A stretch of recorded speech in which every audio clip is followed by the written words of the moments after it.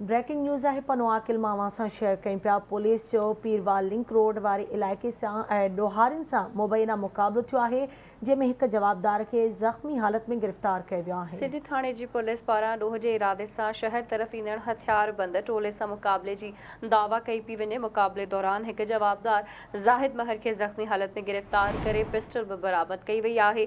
गिरफ़्तार जवाबदार पुलिस के मुख़्तलिफ़ संगीन केसनि में घुर्बल हो।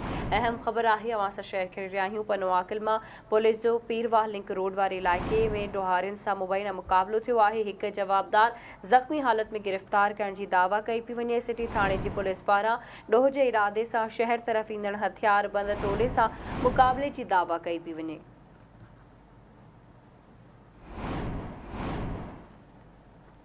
तफ़सील मालूम कंदासीं। असां सां लाइन ते मौजूद आहे पनवाकिल मां आवाज़ न्यूज़ से रिपोर्टर अयाज़ शेख। जी अयाज़, छा तफ़सील आहिनि, आगाह कजो।